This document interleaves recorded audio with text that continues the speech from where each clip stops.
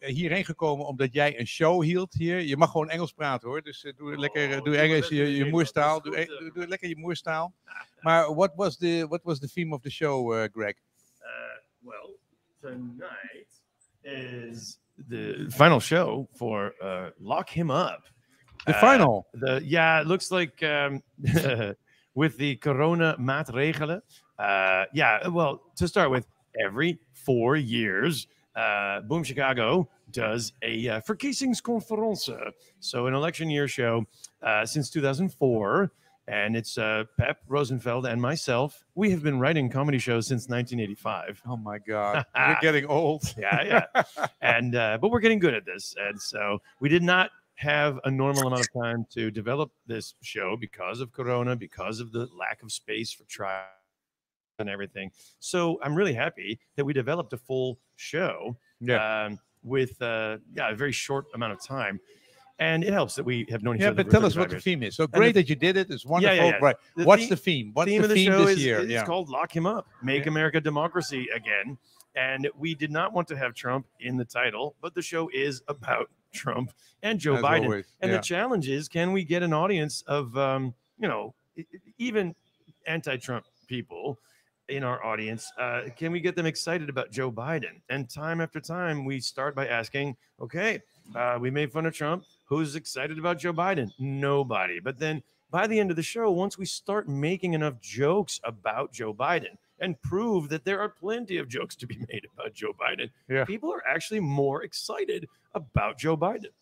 Why don't you do the same about the European community? Because I mean, did you guys, Kamal and Fried, did you see Lubach op zondag? Zondag op Lubach. And it was this week about the European community and the politics in the community, that nobody was interested at all about the European community, and that everything is so boring. We don't know who the players are. We don't know. They all they all say their own language, and it's just a joke. And we need a good show of making fun of the Europeans. So why don't you take that theme? I know. I've got my own YouTube show. It's called United States of Europe. And I've been working on this since 2014. I could not believe that so many Dutch people had no idea the name of the European Commission president, who their representatives were in the European Parliament, when the European parliamentary elections were. So I just decided I would make it my 5-year mission to get people in the Netherlands interested in the European Union, and I failed.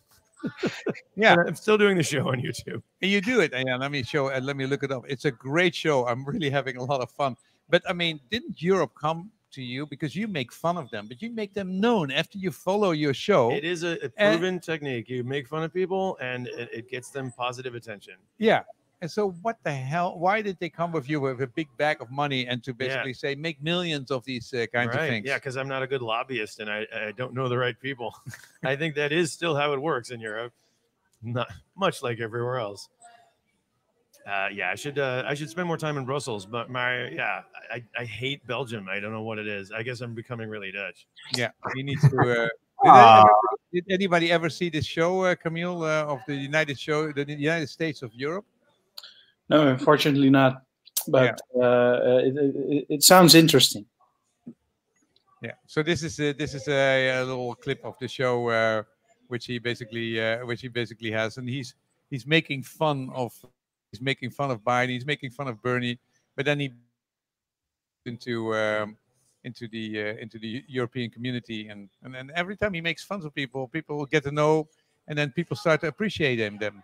So what the hell? I mean, you did a very useful job, and even Lubach asked you, please do this. So now maybe your time has come. You've done it for 5 years, but now maybe the money will come in. The money will come in.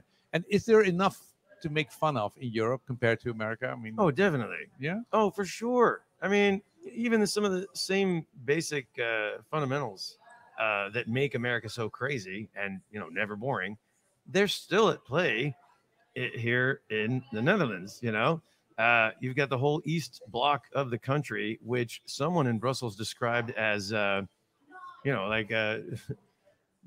mission of post-World War II Europe was to liberate Eastern Europe, or post-Cold War, I guess. was to liberate Eastern Europe from the yoke of communism so that they could return to their naturally occurring state of fascism. Yeah. And I mean, that's part of the European Union right now. They're not democratic, they're anti-liberal, and only belatedly the rest of Europe is like, oh, maybe we shouldn't have been so quick to expand to 28 countries, now 27, partly because anyway, but yeah, Brexit is of course a huge topic. We can continue to roast the Brits over that for years to come. Yeah. I'm still convinced it won't actually happen. Are you're convinced it won't actually happen? I have a feeling that, someone at some point might reverse that Article 50 and say, we were kidding. Europe doesn't, Britain doesn't need to leave Europe. So anyway, that's hugely funny to me too. And one more thing about the European Union is the players. At the national level, Ursula von der Leyen, of course, she's German, but her team as well is, partly French in Brussels. And anyway, enough. And we have characters. Frans Timmermans. We have a very nice vice president. Don't want to? Is there something to make fun of him? You know what? I like him personally. I've met him, and he's a nice guy. He's great for the climate, and I think we need someone who is more. Keeps dragging her back to. It's not fun. He's not fun. But yeah, there's nothing to make. We can make fun of him too. Well, I'll find a way. I mean, the Europeans are okay. They're reasonable. They have little quinks, but it's nothing Stable. like the Americans. I mean, you told me 4 years ago. Yeah. Greg Shapiro was here, standing on the table, making incredible. We had lots of. He said, "I'm going to make so much money now that Trump has won. My job is going to be, I'm going to be a millionaire after 4 years." How did that work out? Great job with the Netherlands second and America first. I mean, your voice went up 100 million times. It was so fun. It went so viral back when viral was a good thing. Okay, and it made a small amount of money for the network VPRO and their YouTube channel. I did not make any money off of the 27 million views that the video. Hallo? Ik hoor je nog. Ik ben er ook nog, maar er nog. Then the question is, now that he's, what if Trump leaves? Will you be out of a job? And I've got so many jobs. Yeah. I'm writing books. My third book is coming out next week. What's it about? It's called The American Netherlander, 25 Years of Expat Tales. And and so you're really good to make fun of us. I mean, it's nice. That's one good thing which came out of your staying here. Yeah, the Dutch are a good bunch to make fun of. Right? Yeah, well, you know what it's like being bicycling and that kind of stuff. Yes, exactly. No, just bicycling and the typical stereotypes: sex, drugs, and bicycles. The language. You also make language. Lots of fun Indeed, I was just trying to give an interview the other day talking about Trump misschien gaat aftrekken. What? Why is everybody laughing? Aftreden. Sorry. Oh, yeah. And these are still the same stupid mistakes I make. And good. I'm glad everyone can laugh at me. Yeah. Okay, did anybody of you, Kamal and Farid, did you ever go to Boom Chicago and see the shows there? Yeah, I did once, but it was quite a while ago. I think in 2004 or something like it. In those years. Back in the day, Boom Chicago was, I think, up and coming because it wasn't there so long, and I even saw Greg Shapiro on stage, and I thought that he was quite funny. Yeah, they thought you were very funny, Greg. Oh yeah, Greg cannot hear us. That's too bad. Okay, they're only saying fantastic thing about you, and that they're completely honored to be in the show with you. That's what that's what my kids are saying. So that's great. That's wonderful. Okay, so you have a new book about the tales. Give me couple of new things. What's in there which I don't know, because I've seen about 20 shows of Boom Chicago. Oh my goodness, yes. The first book I wrote was in 2013, and that's already out of print. And the publisher said, like, we're not going to make any more. Just write a new book. Oh, okay. So Same content, same jokes. Yeah, Same, totally. It's same totally idea. rehashed. It's so boring, so old. But no, I've written 2 books now, and the second one was a quiz based on how to be Dutch. So the third book is the quiz part at the end, and actually an analysis of the actual questions on the Dutch assimilation citizenship exam, which tells more about the way the questions are constructed. I think tells more about the Dutch mentality than they intended. But anyway, the main bit of the book, and certainly the new bits of the book, are about my sort of memoirs of 25 years ago. How much Netherlands has changed in the past 25 years. Did we? Yeah, sure. Even just Amsterdam Central Station. I mean, just logistically, logistics. I arrived at Schiphol Airport. The first thing I needed to do was get a stripping cards for the trams. I needed to get a phone card for the I guess the KPN, yeah. And the green phone boxes, which used to be all over the place, and they doubled as pissoirs. And what else? There was GVK. I needed to change my money into guilders, this magical made-up money.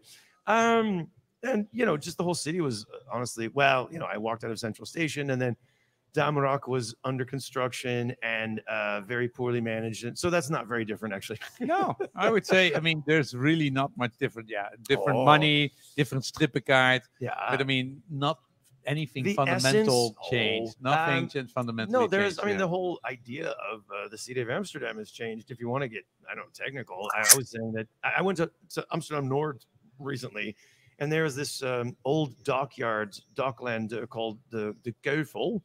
And it's all reclaimed, wood and reclaimed land, and sort of an illegal squat turned into a public place with a cafe and a stage. And I went there and I performed there, and I thought, this feels like the way Amsterdam used to be. There were more, illegal squats turned into public, there were rave parties. A little bit more anything goes. There were galleries popping up all over, without permission. And nowadays in Amsterdam, everything is more organized. Yeah, sort of sanitized, actually. Sanitized, yeah.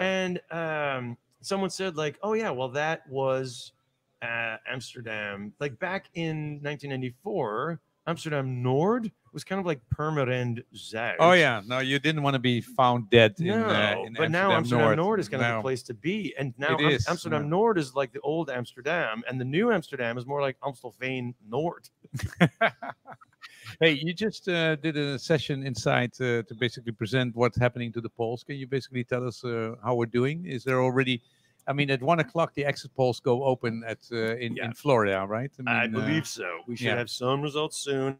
My friend from Indiana, now he's living in Indiana, so he's like, "I'll be your man in Indiana." He said basically the early results are like 77% for Trump, 1% for Biden so far. Oh, yeah, really? It's like dismal. But again, these are the early results, and you never know what to make of it. No, 77% and 1%. No. That doesn't sound like there's any kind of direction. No. That feels like it's completely open. And yeah, but again, it seems like the general prediction is that if they count all the votes, then the Democrats will win across the board. And the question is, how many votes can be eliminated by the Republican Party? Disqualified, rejected. But you're an American. Lost. You must have a huge amount of trust in the structure and the society, in the governance and the government of the United States. Come on. I do have some ideas about the fail-safe. I mean, if you want to get really wonky, did you see that article in the Atlantic from Barton Gelman? Tell me, enlighten me. Okay, I guess let's focus on like 4 different dates, and I'll try to keep it simple. This is like a dry run for my next video, actually. The sort of explanation, yeah? So today is election day. That's date number 1, 3rd of November. But next up, you got the 16th of December. And that is the date when the Electoral College, all the electors from each state actually have to show up and submit in the state capitals. And then the governor of each state has to produce a certificate of ascertainment, which is normally this formality that no one ever talks about. It's certainly not news, but this time it is kind of news. There are Republicans on the record saying, we don't care what the result is on election day. We don't care how people vote. We are going to submit our own electors to the Electoral College. And the whole time, they're just going to create chaos. They're going to create doubt in the system. They're just going to muddy the waters and make it seem like no one really knows what's truth anymore and how people voted. So, oh, wonderful. Can you hear this, Kamal? Yeah. Can you still hear us? No. Oh. What's the point? No, no. If the mic. Hello? Ik hoorde het net al. Jawel. Ja. Yeah. No, but I wanted to know if you still hear Greg, because the frame froze, and sometimes I have to refresh it. So but you didn't hear you didn't hear us for a while. What's the last thing you heard? Boom Chicago. Yeah, Boom Chicago. Yeah, okay. Hey, so anyway, so I heard it. Did you want to? Yeah. At 1 o'clock, yeah. Yes. Oh, so the second date was that these No problem. kiesmannen, these kiesmannen showed up, yeah, and then there's going to be trouble there. Yeah. At that date, what's the third date? 6th of January. That's when the new Congress is sworn in, and their first order of duty is, or one of their first orders of duty is to count the electors and determine who's going to be the next president. And normally, not a news. It's just a formality. Yeah. But you know, it's entirely possible that it's still tied, or there's still too much doubt, and Donald Trump does not concede defeat. He doesn't admit defeat, and it's entirely possible that we go to the 20th of January, and that is mandated in the Constitution. 20th of January in the next year. That's the inauguration day, and then the term that that started in 2017 for Donald Trump, that term ends, period. End of story. End of story. So we're either going to swear in a new guy, or we're going to swear in the old guy again. And for the first time ever in American history, it is possible that two men will show up to be sworn in. And one of them has all the powers of the president. That's a joke, isn't it? Sorry. Now I hear you. Now I hear Wait you. 1 second. Yeah, what do we have to say, Kamal? Oh, yeah, go ahead. That's a joke, isn't it? Because there's also something as a Supreme Court that could, like in 2000, could maybe, be the final solution. The Supreme Court could also intervene. Intervene in the soup. We've seen that happen in December of 2000. Yeah. So that's what he's saying. That's what we're going to do. Okay, and Trump has already said, yeah, the reason he wants Amy Coney Barrett in there is so that she can help him win. Last question, Greg. By cheating. For your personal interest, is it not much better if you have Trump 4 more years than Biden? Everybody will be totally asleep with Biden, and with Trump, you can make endless amount of show, and the people will show up, and you have full audiences. I mean, I've been asked this question so often. Yeah, I know. I guess I'm tired. I mean, I should have just tell you what you want to hear, I guess. No. I need Trump. Tell me. Give me Trump. I want the orange man bad. Maybe you're sick and tired of him by now. I honestly think enough people are over full of Trump, right? And it's kind of nuts that way. But look, my life will go on. I'm writing books. I'm hosting corporate events. Corporate speaking. So I'll be fine. The world will not end for me. But whereas if Trump stays, the world might kind of end, or at least the planet, or our life on the planet. I am worried about the climate and the potential disasters and emergencies. I have a feeling that if Trump stays for another 4 years, it will get not very funny very quickly. Okay. And you can't really make any jokes anymore. Wherever he goes, if he leaves overnight and sends a tweet and says, "Oh, by the way, now I'm a resident of Dubai. Here's where I have a golf course, and there's no extradition treaty with the United States. So yeah, God bless me and God bless the United Arab Emirates." Yeah, lock him up as quick as we can. Thank you very much, Greg, for joining us. You know it. Okay, and I'll look forward to your book. Thank you. Go to Storytel and read it. Yeah, so that it's that's a really wonderful way to read. But I'm going to write that down right now. Storytell. Oké, thanks. Oké, nou Kemal, ga je dat boek lezen van Greg Shapiro? Want dat is echt gewoon hartstikke de moeite waard. Nou, ik denk het, maar ik heb nog een hele stapel boeken te lezen hoor. Dus, maar ik zal er aan denken. Misschien Farid. Lees jij nog veel boeken, Farid? Ja, ik verslind ze. Ja? Charles is al weg? Ja. Hij zit in het hotel. Die zit in het hotel. Jij verslindt ze nog. Ja, ik ben echt gewoon compleet gestopt met het lezen van papieren boeken. Dus ik was al heel lang geleden gestopt met papieren boeken. Ik ben overgestapt op boeken die ik op mijn telefoon en op mijn Kindle en dit en dat. En nu sinds een maand of 6 ben ik eigenlijk gewoon alleen maar op Storytel en Audible. Ja. En lees ik ongeveer twee boeken per week. Echt gewoon 1 à 2 weken boeken. En dan echt gewoon dan 13 uur. Ik heb net Jeroen Smit Unilever gelezen. Nou, dat is 13 uur, luisteren. En normaal, met een normale auteur, kan ik hem op